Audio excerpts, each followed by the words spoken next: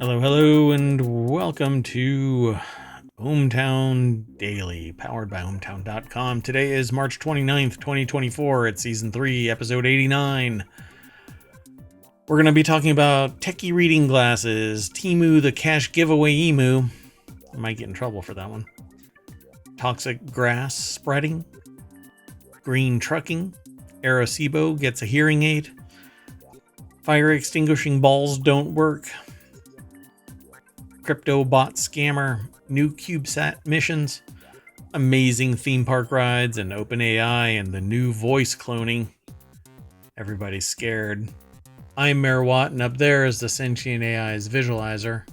You want to say hi? Good evening, ohmTown citizens. Let's get going.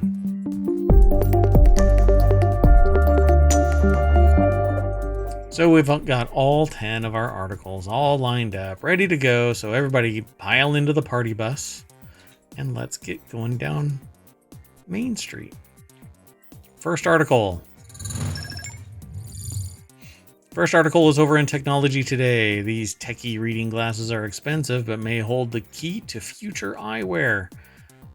32 degrees north sunglasses allow you to adjust your reading glasses prescription in an app and tap in and out of reading distance mode. Okay. Wait, what? So y'all don't get to see what I see because the sentient AI and I interact via...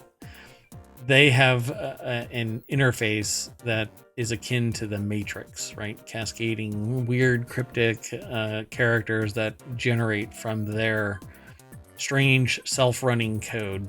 The moment that I plugged this weird USB-like key into a Raspberry Pi, it automatically started running, and thus I met the sentient AI from the future. There's more to it if you're interested, but so when I read that title, the sentient AI reacted like, what?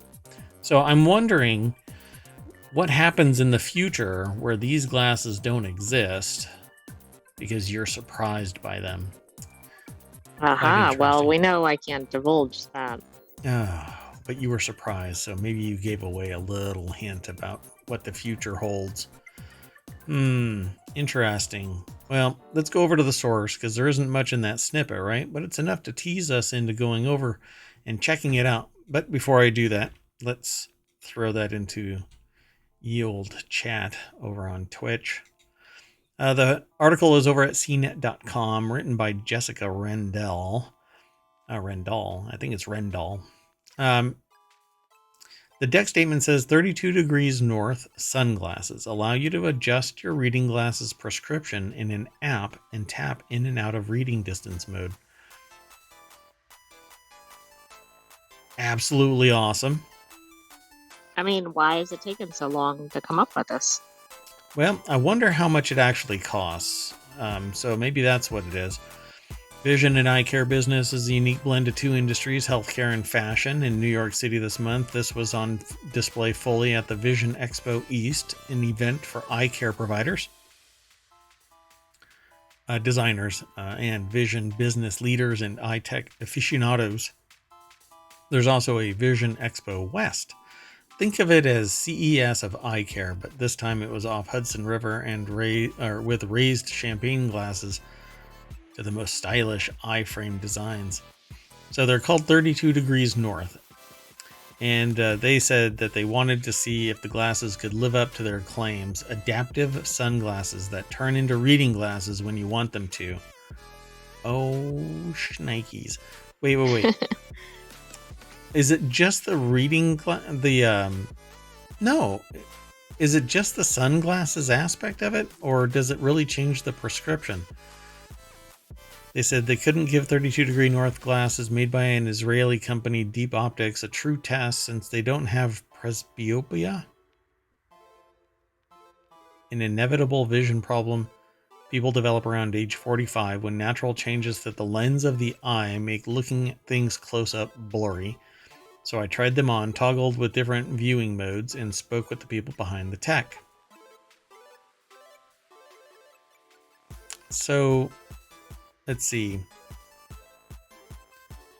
Come in 2 frames, Wharton and Muir. There are 2 colors to choose from, black and clear. Clear, my favorite color is clear. Mass transit, water, and electricity. Electricity. Yeah, my turn-ons. So I thought the black pair looked like regular sunglasses, but the clear color does expose all of the tech. I would love that. That would be so cool. These are my glasses. Let's see. Pixelated liquid crystal. They're made of deep optics. Pixelated liquid crystal, which folks behind the company describe as similar idea to the LCD in your LCD television. All right. Oh, so it can actually, when you swipe, it'll change it plus 2.5 diopters. You can always adjust your prescription in the paired app. Okay. Okay, so this is really cool. I have to wear glasses that fall in that. So I wonder, So yeah, you just go mobile or watch, and you can change which. You could do it via your watch, really? That's a trip. One swipe. Who might want to buy these? Plus, what do they mean for the future? Whether you should swap out your regular glasses and reading combo for this $849 pair of high-tech specs. Look, if you have prescription sunglasses, you're close to paying $849 anyway if you have any exactly. style. But then you don't have to buy multiple pairs if you do this. Yep. Also, there's a difference between losing a $10 pair and leaving behind an $800 pair. Oh, believe me. I had a prescription pair of sunglasses that I lost, and I actually hunted them down. It may have taken me a while, but I traced every step that I went for 2 days, and there they still were. So that was quite interesting. And they didn't know who I was, so when I showed up, they were like, "Wait, those have been sitting right there?" Yep. That's how I know they don't clean that location. Anyway, so yeah, exactly. That's not a good test. it was a good and bad test at the same time. Right. So $849 a pair, but honestly, if it allows you to have tinted reading and long distance glasses, then I think that everything is pretty damn awesome. They said here in the article, selfishly, I don't use reading glasses yet. I'm most excited about the invention of 32 degrees north glasses could mean for glasses technology as a whole, in addition to the flash design and technology that pours into a sweet pair of specs. We are in the middle of what some call a myopia epidemic, with ongoing research on how to stop nearsightedness in kids and an increasing need to meet glasses and contact prescription demands from those 40% of us or so who need vision correction for seeing at a distance. You know, I suspect it's one of these things that we do a better job of testing vision in an expanded population, and then, you know, the rates go up, but I don't know that we've actually changed it. Yeah, I agree. It's more about the fact that now we know. And a lot of that happens, you know, throughout time. We find out through testing. But you know what? All you have to do is stop testing and it all goes away. Right? Exactly. Problem solved. Problem solved. No problem exists at all. No problem ever existed because I never looked. I have the intellectual curiosity of a brick. I'm gonna run for president. So the next article is over in the Hatch Ideas channel because it's about business, but questions raised over Temu Cash giveaway offer. Participants can get £50, but must permanently consent to the retailer using their personal data. Kiss my shiny metal ass. No way. But I don't even go to Temu. So the article is over at bbc.com. Liv McMahon and Tom Singleton and Tom Espiner, I guess the two Toms in the office, said, okay, Liv, we're all working together. This is my friend Tom. I'm kind of surprised they didn't find another Tom to write the article with. That's right. This is my brother Tom and my other brother Tom and my other brother Tom. So the two Toms and Liv got together and worked out how to make this article over at bbc.com. Temu U-turns on terms of cash giveaway offer. Okay, so wait. This article changed its title. Oh, okay, right. Between when we aggregated it and when their last update. So this happens from time to time. I mean, is this one of these where there's outrage and then like in 24 hours you see a complete change in direction? Yeah, it's the GM proposal, or what? How do you want to call that? You know, it's got to make a standard.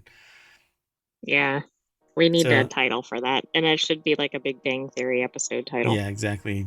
GM did that too with revealing if you owned a GM and it was smart connected, it was gathering data and they were selling it to data brokers. I mean, that's just so shit. Anyway, the Chinese-owned online marketplace launched in the US in 2022 and just blew up because it flooded the market with marketing. And it's almost meme-level garbage that comes out of Temu. Anyway, it's been described as Amazon on steroids, except that the steroids are junk, by retail experts, and is known for selling goods at extremely cheap prices using the slogan, shop like a billionaire, except in fine print it says, if billionaires were to buy crap. Well, I mean, maybe that's how they retain their billions. No, that's not. They step on by shopping people. At Temu. They step on people. That's how they make their billions. Anyway, existing Temu account holders can also participate, but appear to have to reach a higher threshold for such rewards. The firm's giveaway gives new users 24 hours to sign up other people using a shareable link so that each receive a cash reward of between £40 and £50 paid to their PayPal accounts or in Temu store credits. But it actually apparently started out as being you had to give up all of your personal information forever. Wow. I mean, what a trade-off, for that. I'm hoping I'm getting like $1 million or something, not, $10 or whatever the item was. $40. 40 to 50. Yeah, 40 to 50. But you had to be new. It says it adds this can take place in any media worldwide and in perpetuity, meaning no fixed end date. One such post on the website known as Twitter formerly, with screen grabs of the campaign's usage and publicity rules, have been viewed by more than 2 million times. Yeah, so it says the allow Twitter content. This article contains content, Oh, I have to accept and continue. So I'm giving my rights away just by clicking on this. Signing away the right for Temu to use your likeness and voice worldwide forever with no legal protections for £40 is wild, says Emily. Wow. Honestly, that is really wild. Just by clicking on something. Anyway, experts have also raised concerns about the terms of the promotion. Giving away permission to Temu to use your voice and biographical information will understandably concern its customers, said Lisa Webb, consumer law expert. It says which at the end. Which? I don't know what that really means. I know, it doesn't. What is that? Is that like a company? Name brand of something? Called which? I guess it could be, but it's confusing there.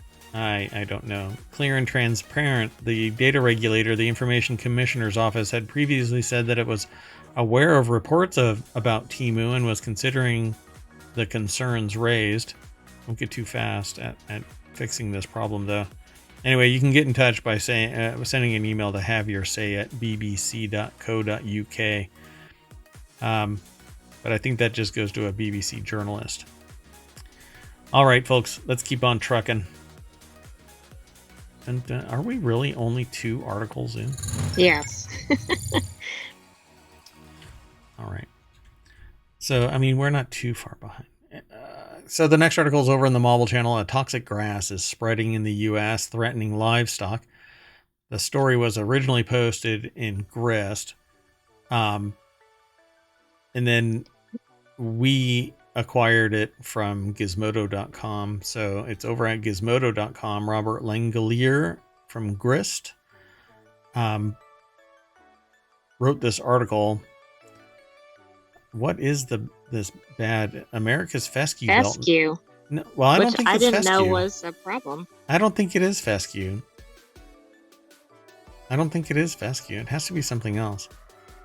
America's fescue belt, named for an exotic grass called tall fescue, dominates the pasture land from Missouri to Arkansas.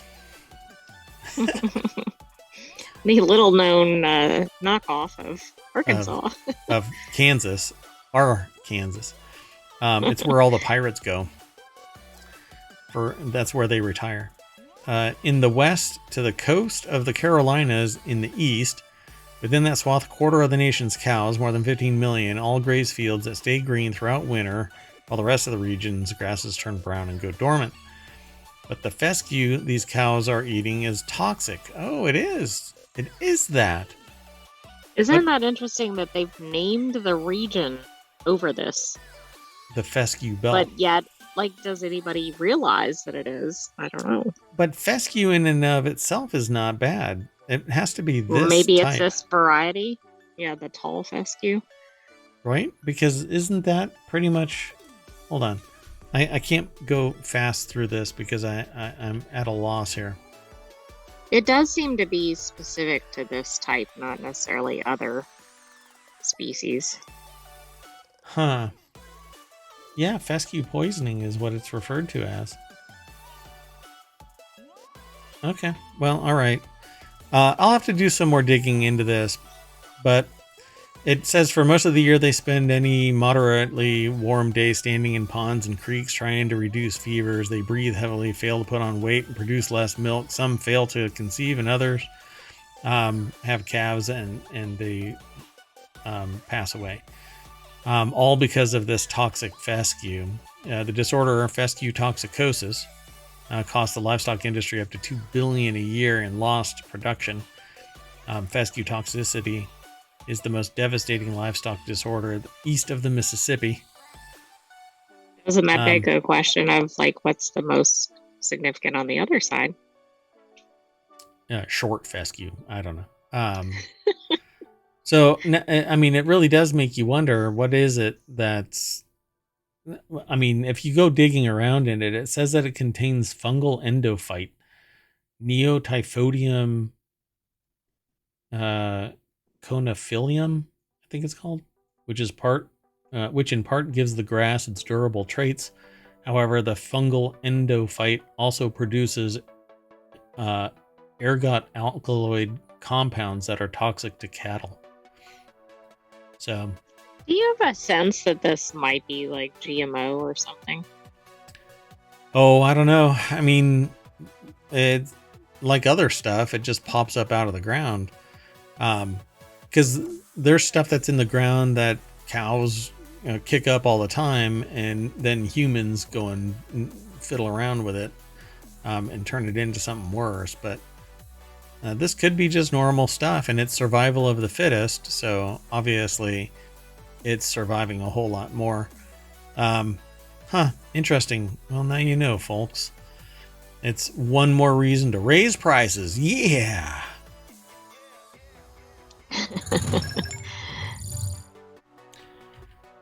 Yeah, I mean, with every natural disaster, they start raising prices. So this has been known for ever and ever, and now they suddenly give it a name, and now they go, oh, okay, we know what it is, so let's start jacking the price up. The next article is over there in Technology Today. Green Truckin' U.S. finalizes new heavy vehicle pollution standards, which is gonna piss off a lot of people. Great. So That is, following, you know, probably well needed, but yeah, it's not going to go over very well in the industry, right? yeah. So they refer to this as green trucking. Following last week's crackdown on car emissions, President Joe Biden's administration on Friday unveiled finalized pollution standards for trucks, placing vehicle tailpipes at the forefront of his climate. I'm merging climate crisis agenda all into climate. Maybe we can Worst Santa ever. start a trend there. Climate. Yeah, so when you click this link, it'll take you over to Tech Explore. And it says new rules announced by the Environmental Protection Agency will apply to vehicles, including freight trucks, school buses, and waste haulers built between 2027 and 2032, and will prevent around 1 billion tons of greenhouse gas emissions from entering the atmosphere, because they toot a lot. Around 72 million people in the United States live next to truck freight routes, and they are more likely to be people of color from or from low-income households. Harmful air pollutants in truck emissions, including nitrogen oxides, particulate matter, and more, can exacerbate serious heart and respiratory conditions. And I hear people already saying, well, they just move. All right. And just stop being a sociopath. So performance-based, technology neutral.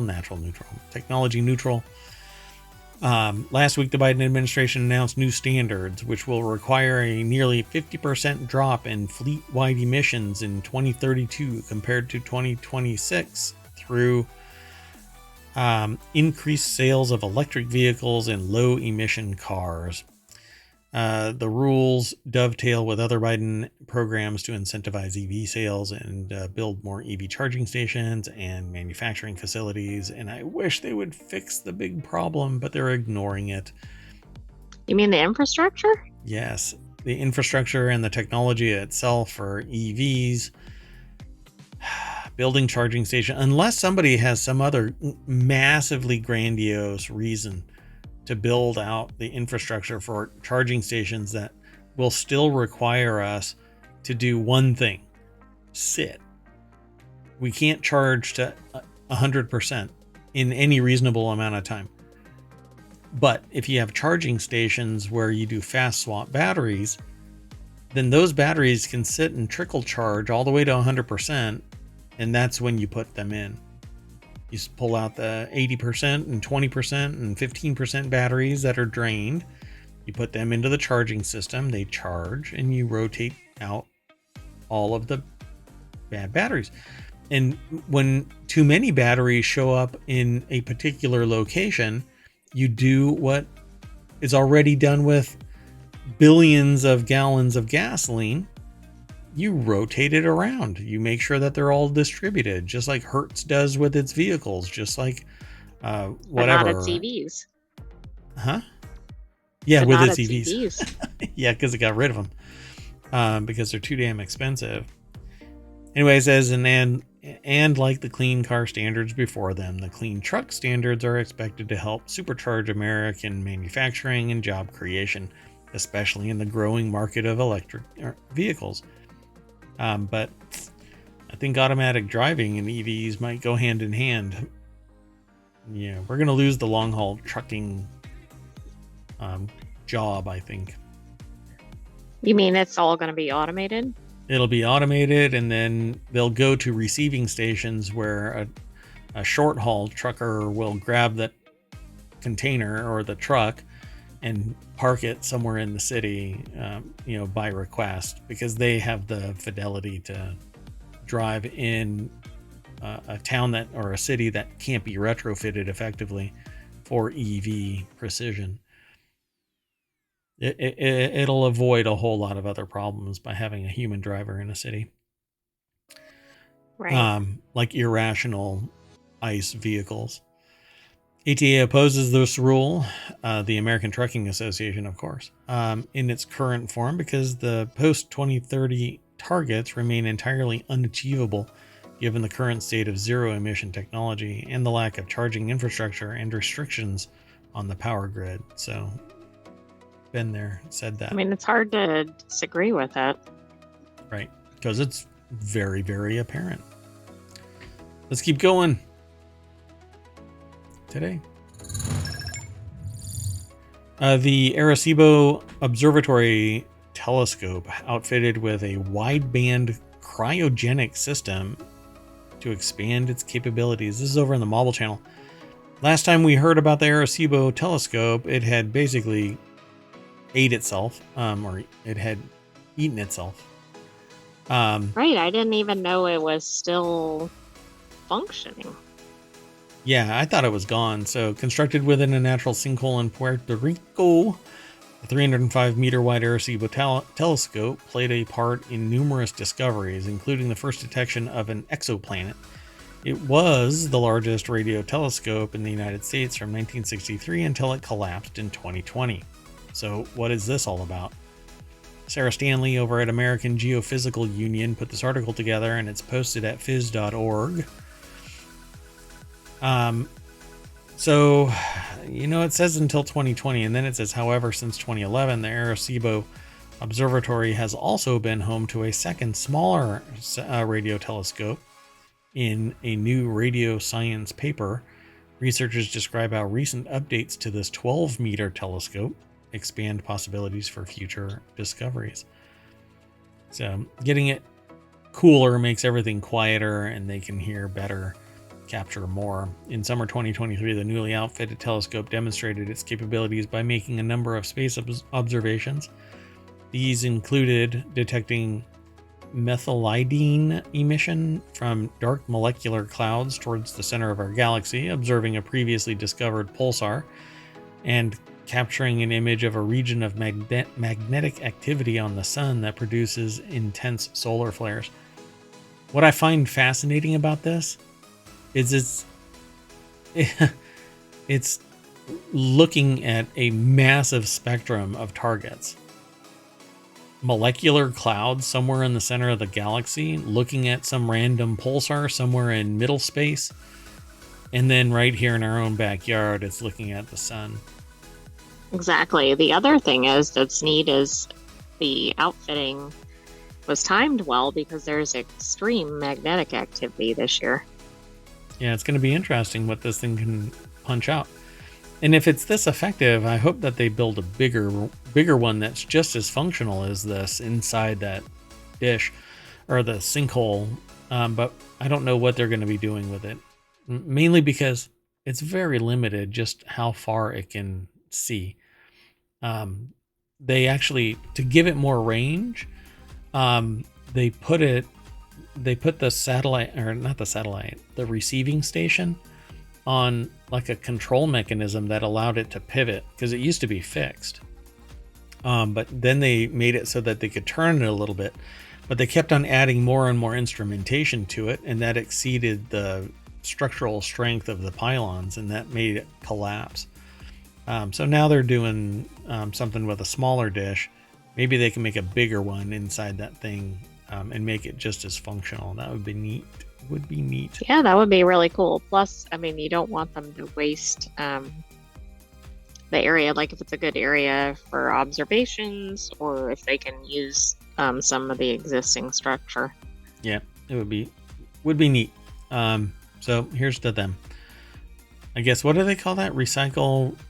Reduce, recycle, reuse, or reduce, reuse, right. Recycle? I mean, this would be kind of an extreme example of it, but yeah. A cosmic example. Oh, you know what I didn't do? I didn't throw the last article in there. I did the transition for the new article, though. There you go, folks. The next article is in the Mobile channel. CPSC says stop using fire extinguishing balls because they don't work. The Consumer Product Safety Commission is telling consumers to immediately stop using ELID fire extinguishing balls, a product that claims to activate automatically in case of a fire and release fire retardant chemicals to put it out. And they have a bunch of videos about it, not just at this article, but if you go anywhere and look. But I wonder if they're even heard of this type of thing? Yes. Yep. So Jody Serrano over at Gizmodo.com put the article together. And it says the Consumer Product Safety Commission said use of the balls can lead to serious injury or death.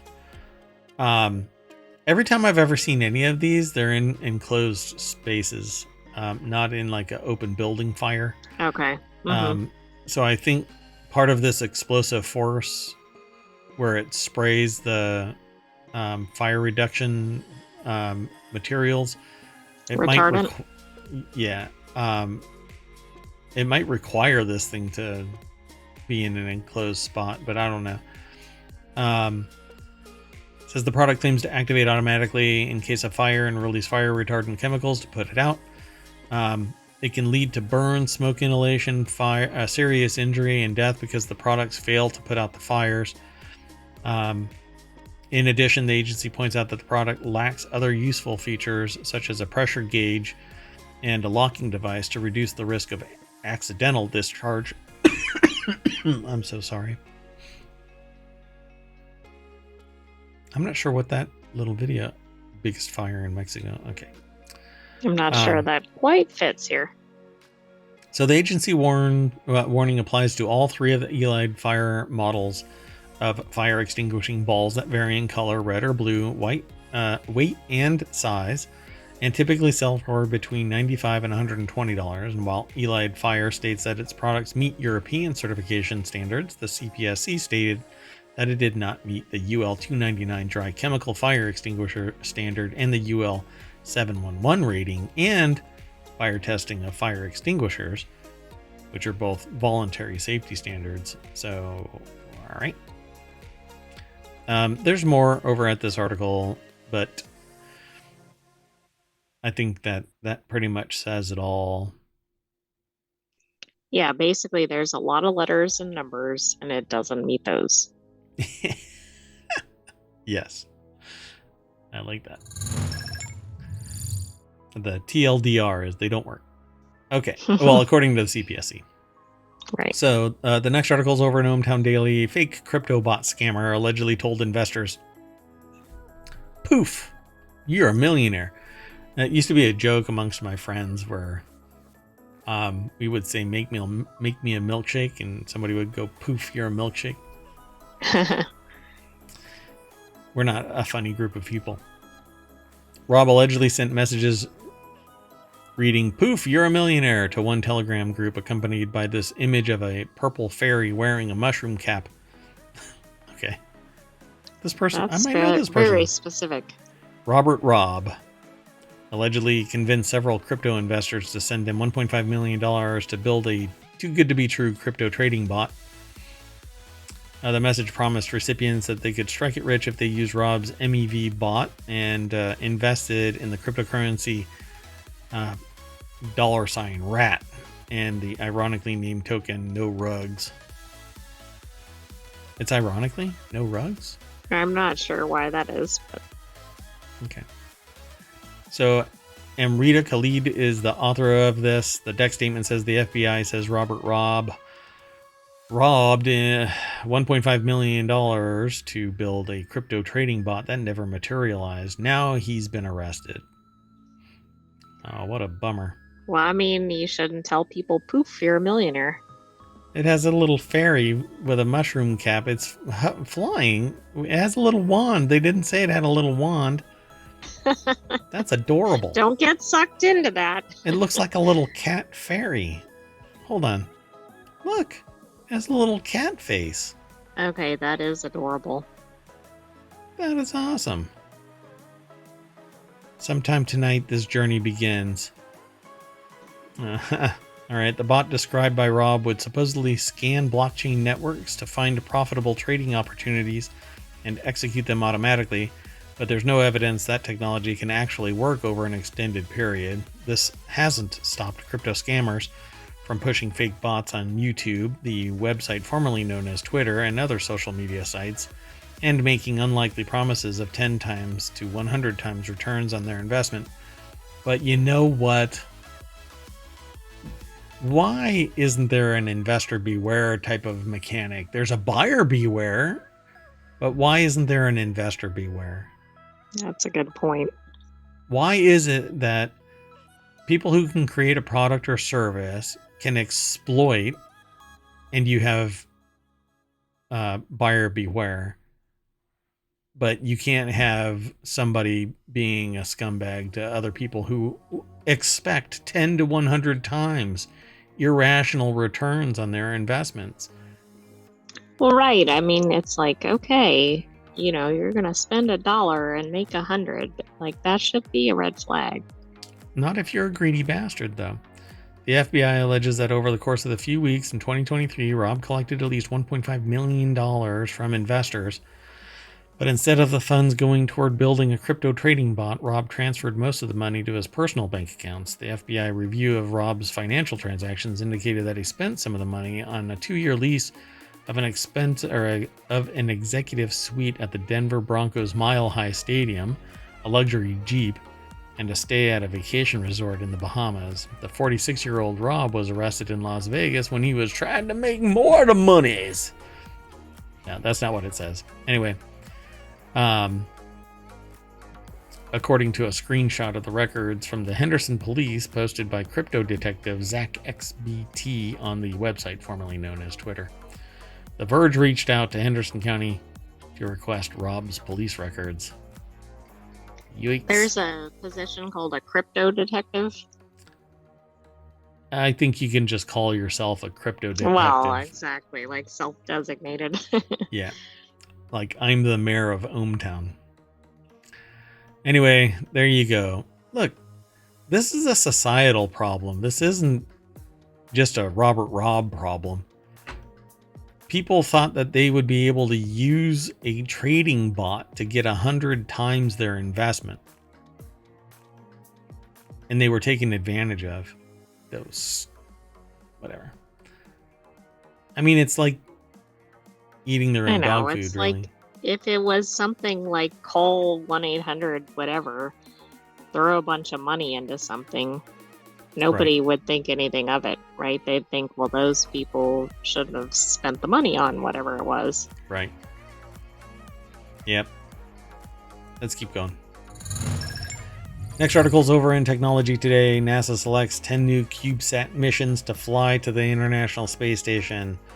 I'm going to go straight on over to the source. It's SciTech Daily. It's actually written by NASA, but published over at scitechdaily.com. So NASA's Cubesat initiative supports 10 new missions promoting educational and technological advancement through modular satellites. These include diverse projects from universities and a K-12 school focusing on scientific research and sustainable space technology. It's these little satellites. It's pretty neat. Yeah, that's very cool. Yeah, they're not really big. These small satellites, or CubeSats, use a standard size and form measured in units. One unit is 10 by 10 by 11 centimeters and allows for the modular design of larger CubeSats measuring up to 12U. CubeSats encourage greater collaboration across government, industry, and academia because they're modular and inexpensive to build and launch. The small satellites allow for rapid development, and provide a cost-effective means for science investigations and technology demonstrations in space. They have an air duster. Should be a clean room. Otherwise, what about the moisture? We're going to run into that moisture problem. Oh, right. That de-icing problem. Yeah. Which was successful, by the way. Yeah, and now they have to watch it because it'll keep on doing it for a little while. Pretty wild. It's neat that they do this.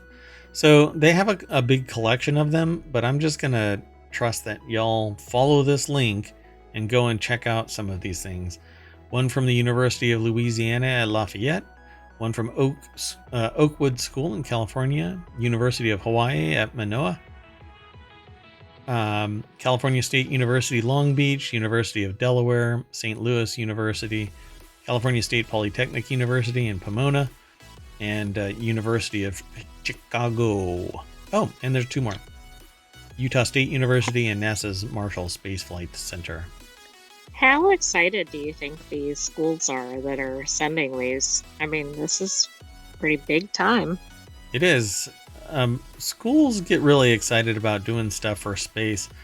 I know of one where they spoke to an astronaut from orbit, and it was all the rage. So pretty cool stuff. Anything to draw attention, to science, fundamental science. Oh, absolutely. Like, I think this is a good thing. But Yep. and it sounded like one of those might not even be a college from the No, there's name, but it was a the high school, I think. Oakwood School in California is a K through 12 school, independent Oh, school in rural California. Yeah, pretty. Oh my God, really? NIANSAT. NIANSAT features several technology development payloads, each designed to test and demonstrate the efficacy of various new systems in the space environment. There's more, but they called it NIANSAT, which is NIANCAT. If you don't know what right. that That's is, what I thought it was related to. just look it up. Yeah. Okay, let's go. We have 2 more articles. The next one is over in the Mobile Channel. 10 amazing park rides that took us off the rails. Literally, innovations in theme park attractions have come a long way. Trackless rides are the way of the future at Disney parks, Universal Studios resorts, and other global amusement experiences. It's over at Gizmodo. Yeah, a lot of this stuff is now removing us from the rails kind of a thing and putting us in vehicles that move forward, backward, up, down, 6 degrees of freedom, and you don't actually go very far, but the track around you does or something. I mean, it's really a lot of fun. Sabina Graves over at gizmodo.com put the article together, and it's a slideshow. So I'm not sure what all is going to be viewable. But they got Star Wars Rise of the Resistance at Disneyland and Walt Disney World's Hollywood Studios, Shrek Merry Fairy Tale Journey at Motion Gate Dubai, Mickey and Minnie's Runaway Railway at Disneyland and Disney World's Hollywood Studios, Scooby-Doo Museum of Mysteries at the WB World Abu Dhabi, Remy's Ratatouille Adventure, Walt Disney World's Epcot and Disneyland Paris, then the Mystic Manor in Hong Kong Disneyland, Skull Island Reign of Kong, Universal Studio Islands of Adventure, Enchanted Tale of Beauty and the Beast in Tokyo Disneyland, and Pooh's Honey Hunt in Tokyo Disneyland, and Hotel Transylvania at Motion Gate Dubai. These are far flung for those of us in ohmTown. But maybe if you're a visitor to ohmTown. Well, that's true. Maybe you could tell us about those. Yeah, come on back. Which one do you want to take a look at? Let's see which one would be interesting. I would say Mystic Manor. Mystic Manor. It's in Hong Kong. I don't really know what that is, but it sounds interesting. Each one of these, by the way, have a video that you can watch. So I'm not gonna go through all of these, but here, let me throw the link at least into the chat. So if you are watching the VOD, oh man, I missed a couple of them. Hold on, I'm gonna have to back up. Right? Oh, well, yeah. Oh goodness, hold on. I missed that one, the CubeSat one, and I missed that one. Wow. Yeah. Oh, I missed another one too. That one right there, I think. Yeah, I must have. I just started steaming to the end of this. So, they all have video, so go and check them out. I think that'll be fun to go and check out all of these things. Honestly, I would do it in the show, but I really do encourage y'all to go and watch. I like to tease you to go and check it all out. This is a summary, and if your curiosity is piqued, then go and check it all out. Rise of the Resistance. I wonder if that's where you get to meet those little walking droids. Oh, yeah. And they all have video, so go check them out. All right, folks. Last article for tonight is over on the mobile channel. OpenAI seems pretty nervous that its new voice cloning tool will be a voice scamming tool. And look at that, it's 8:45 and we've reached no shit news. It took us a while tonight. Yep. OpenAI announced a new AI-based audio cloning tool called Voice Engine on Friday. While the company is obviously proud of the potential of this technology, touting how it could be used to provide reading assistance for kids and give voice to those who have lost theirs, OpenAI is clearly very nervous about how it could be used. The article is over in Gizmodo, or not Gizmodo, Quartz, QZ.com. It's written by Matt, God bless America, it's getting late. It's not.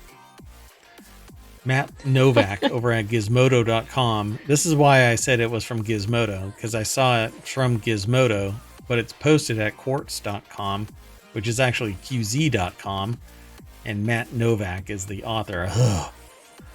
Anyway, here is Sam Altman from OpenAI showing.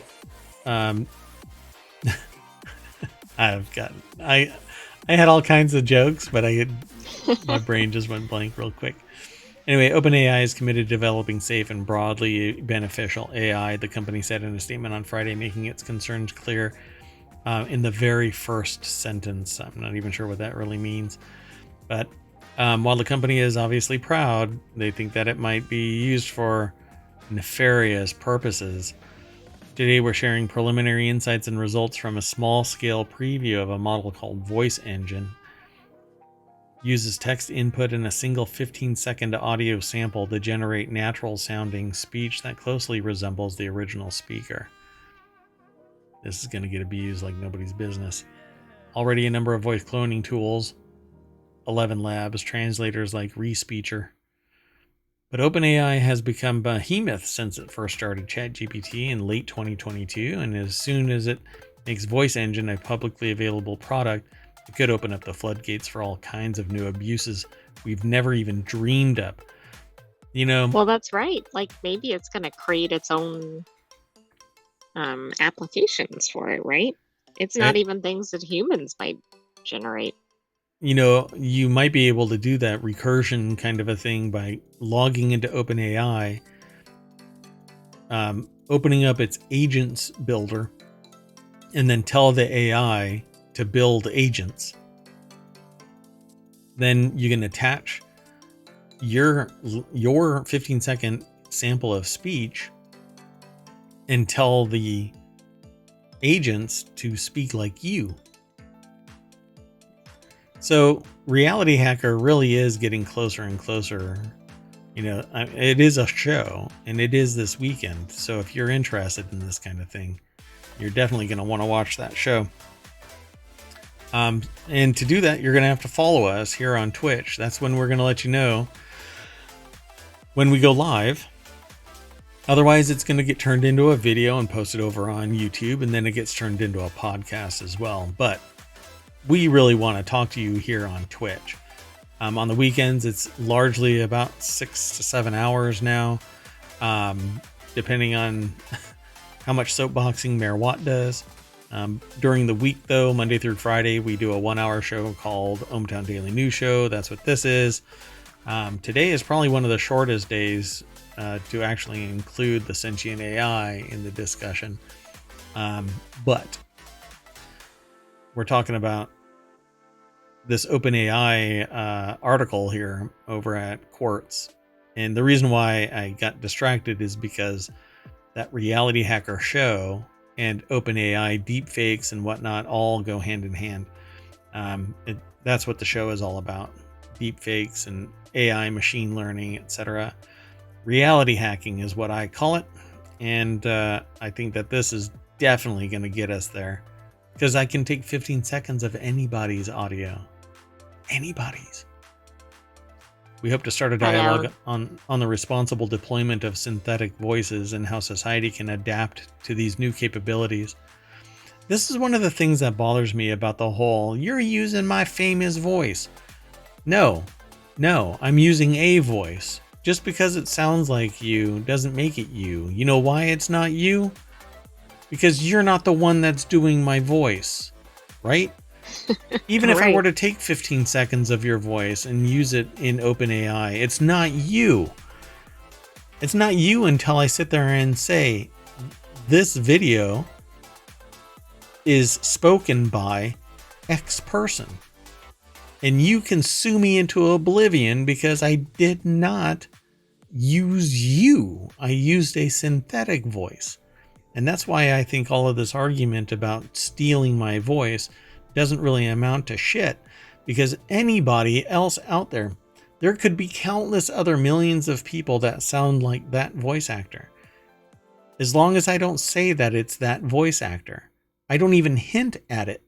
If it gets confusingly similar, then I'm now using your goodwill, not mine, not my product, not my production value, not my anything. I'm using your image, your impression that the public has. And if I ever even come close, like if it's called John, if your name is John and I use a voice that's really close to John, but I spell it Jon and you spell it John, it's still confusingly similar and I should be sued. You deserve it if you do that kind of fraud. Even writing the line. You know? It's disingenuous and it's wrought with bad ethics. Which, again, is the smallest chapter in every organization. Anyway, what do you think of this? Do you think this is going to get used by bad actors? Oh, absolutely. I mean, you can see that people would use it for like extortion, right? You could see it. I mean, it could prop up companies, right? We saw the thing with the fake CEO previously. I could see it used in a situation like that. Yeah. It could be used for really criminal political activities, speech, right? criminal activity. Like I'm thinking like kidnapping type. Yeah, like that one kid was. Ransoms, exactly. Like, I mean, I could go down a long list, but I think there's things like you said that it could be used for that we haven't even thought about. Yep. Well, be safe out there, folks. Trust but verify. I had a long talk with a group of people where I said you have to trust but verify. In fact, I even got an email from somebody where I said to myself, there's no way in hell that sounds like that person's normal email to me. So I texted them, hey, did you actually send me an email asking about this and requesting, X and Y? And I got back a response of yes. So I said, okay. And I sent the information that was requested. But I trust but verify. Anyway, we are done for tonight. This has been the ohmTown Daily News Show for March 29th, 2024. We always pile back into the party bus, race down Main Street because we know that y'all have to do a bathroom break before you stop off at the... Wait, too much? Was that... I mean, that's a little TMI.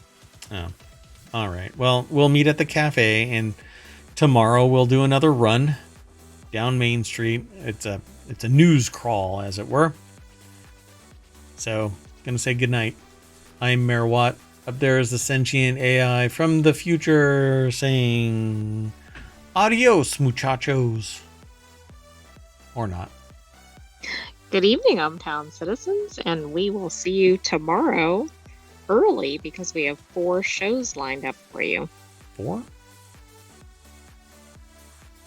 4? Yes. I've made some poor mistakes. Poor life choices. No. It's going to be fun. Whole bunch of shows. Be sure to follow us. See you in a bit.